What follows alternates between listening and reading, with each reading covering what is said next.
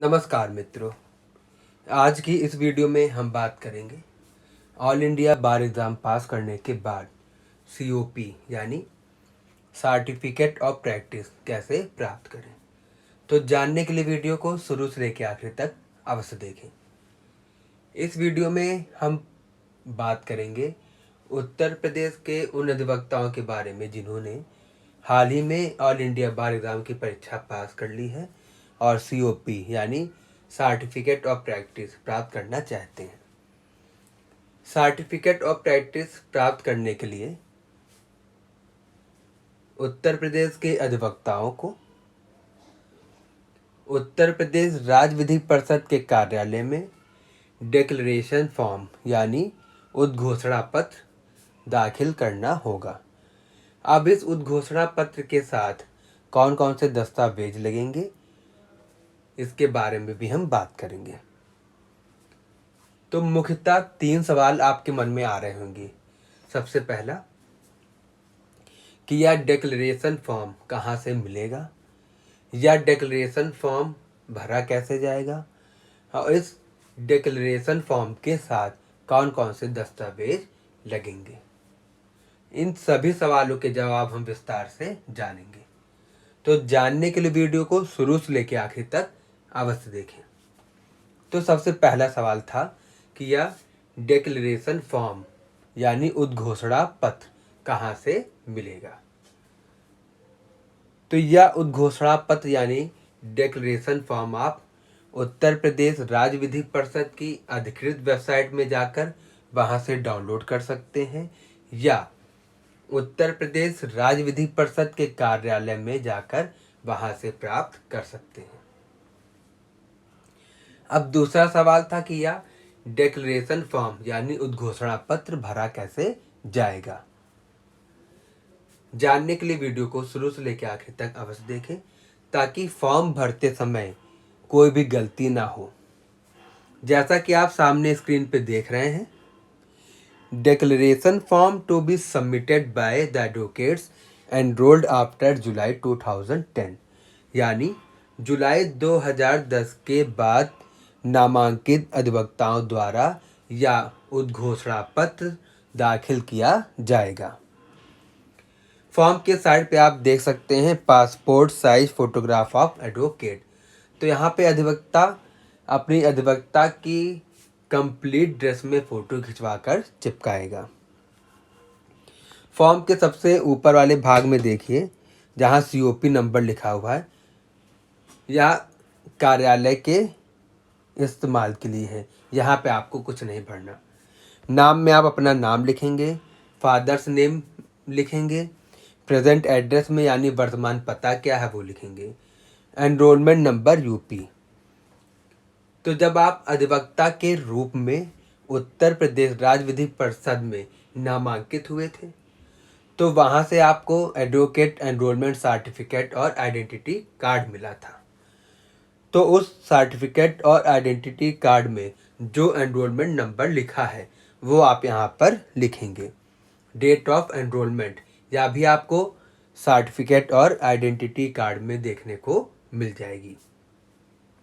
Date of birth आप लिखेंगे, अपनी मोबाइल नंबर लिखेंगे, प्लेस ऑफ प्रैक्टिस यानी अभ्यास का स्थान जहाँ पे आप प्रैक्टिस कर रहे हैं उस कोर्ट का नाम आप यहाँ पर लिखेंगे। When did your pass your AIBE यानी आपने अपना ऑल इंडिया बार एग्ज़ाम कब पास किया तो वह डेट आप यहाँ पर लिखेंगे। AIBE नंबर यानी ऑल इंडिया बार एग्ज़ाम का जो रोल नंबर है वो आपको यहाँ पर लिखना होगा। Name of bar association place where you want to cast your vote in the election of bar association. तो यहाँ पर आप बार एसोसिएशन का नाम और स्थान जहाँ पर आप बार एसोसिएशन के चुनाव में अपना वोट डालना चाहते हैं उस बार का नाम और स्थान यहाँ पर आप लिखेंगे जिस बार के आप सदस्य हैं। Place where you intend to cast your vote in the election of state bar council, वह स्थान का नाम आप यहाँ पर लिखेंगे जहाँ पर आप स्टेट बार काउंसिल के चुनाव में अपना वोट डालने का इरादा रखते हैं। तो आप यहाँ पे उस स्थान का नाम लिखेंगे।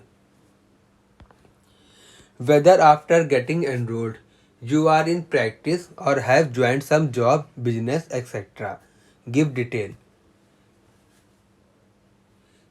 क्या नामांकित होने के बाद प्रैक्टिस कर रहे हैं या नौकरी या कोई व्यवसाय में शामिल हैं, तो उसका विवरण आप यहाँ पर लिखेंगे।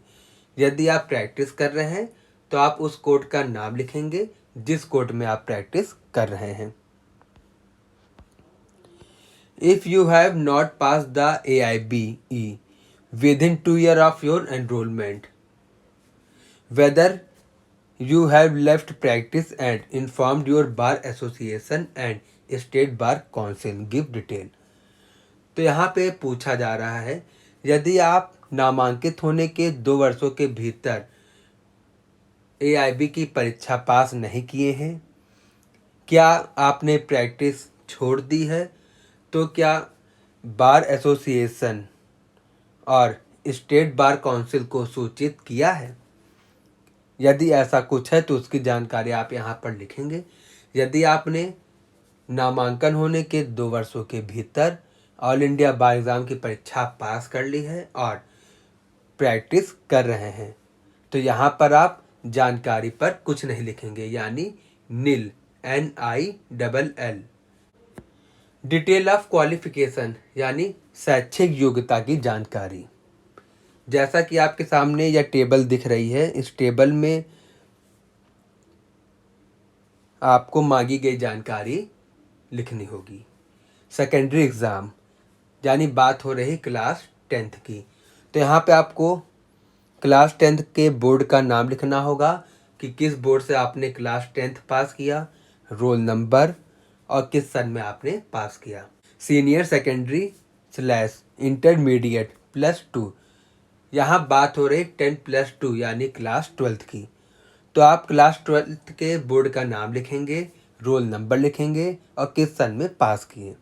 ग्रेजुएशन, तो यहाँ पर आप किस यूनिवर्सिटी से ग्रेजुएशन पास किए हैं उस यूनिवर्सिटी का नाम लिखेंगे, रोल नंबर और किस सन में पास किए हैं। LLB, यहाँ पर आप जिस यूनिवर्सिटी से LLB पास किए हैं उस यूनिवर्सिटी का नाम लिखेंगे, रोल नंबर और किस सन में आप पास किए हैं। शैक्षिक योग्यता की जानकारी भर जाने के बाद आप फॉर्म के नीचे देखेंगे सिग्नेचर ऑफ कैंडिडेट्स, तो यहाँ पर आप अपने हस्ताक्षर करेंगे। इसी फॉर्म के नीचे साइड पे आपको एक बॉक्स दिखेगा, उस पर नोट करके जो लिखा है इस पे फीस के संबंध में लिखा हुआ है, यानी आप इस डिक्लेरेशन फॉर्म यानी उद्घोषणा पत्र की जो फीस लगेगी वह आप कैश या DD जो आपको उचित लगे उस माध्यम से आप जमा कर सकते हैं। यदि आप DD के माध्यम से जमा करते हैं तो जो DD बनेगी वह bar council of Uttar Pradesh certificate and practice verification के नाम से बनेगी। फीस जमा करने के बाद आपको उत्तर प्रदेश राज्य विधिक परिषद के कार्यालय से रसीद प्राप्त होगी।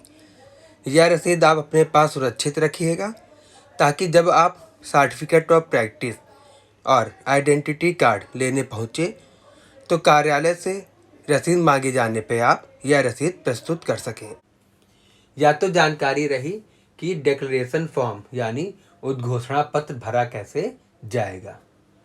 अब बात आती है कि इस उद्घोषणा पत्र यानी डिक्लेरेशन फॉर्म के साथ कौन कौन से दस्तावेज संलग्न करके उत्तर प्रदेश राज्य विधिक परिषद कार्यालय में दाखिल करना होगा।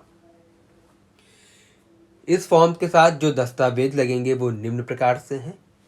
सबसे पहला तो हो गया आपका ऑल इंडिया बार एग्ज़ाम का रिजल्ट, यानी रिजल्ट के प्रिंट आउट की कॉपी आपको लगानी होगी। उत्तर प्रदेश राज्य विधिक परिषद में नामांकित होने पर मिलने वाला एडवोकेट एनरोलमेंट सर्टिफिकेट और आइडेंटिटी कार्ड, इन दोनों की फ़ोटोकॉपी आपको लगानी होगी। आपने जो शैक्षिक योग्यता की जानकारी लिखी है उन शैक्षिक योग्यता के संबंध में सभी दस्तावेज जैसे कि हाई स्कूल की मार्कशीट, इंटरमीडिएट की मार्कशीट, ग्रेजुएशन की मार्कशीट और एलएलबी की मार्कशीट की फोटोकॉपी आपको लगानी होगी। यह डिक्लेरेशन फॉर्म अच्छे से भर जाने पर, सभी दस्तावेज संलग्न करने पर आपको इसकी फीस जमा करनी होगी, जो कि उत्तर प्रदेश राज्य विधिक परिषद के कार्यालय में जमा करनी होगी। फीस जमा हो जाने के बाद कार्यालय द्वारा सभी औपचारिकताएं पूर्ण हो जाने पर आपको सीओपी यानी सर्टिफिकेट ऑफ प्रैक्टिस और आइडेंटिटी कार्ड जारी किया जाएगा। अब इस सर्टिफिकेट ऑफ प्रैक्टिस और आइडेंटिटी कार्ड को लेने के लिए आप स्वयं उत्तर प्रदेश राज्य विधिक परिषद के कार्यालय में जाकर वहां से प्राप्त कर सकते हैं। तो दोस्तों, इस वीडियो में आज हमने बात की ऑल इंडिया बार एग्ज़ाम पास करने के बाद सर्टिफिकेट ऑफ प्रैक्टिस कैसे प्राप्त किया जाए। तो दोस्तों, अभी तक आप लोगों ने हमारे चैनल यूट्यूब लर्न गुरुजी को सब्सक्राइब नहीं किया है तो सब्सक्राइब कर लें, ताकि आगे आने वाली ऐसी वीडियो के अपडेट्स लगातार आपको मिलते रहें। आशा करता हूँ कि यह वीडियो आप सभी को पसंद आई होगी और यह वीडियो देखने के लिए धन्यवाद।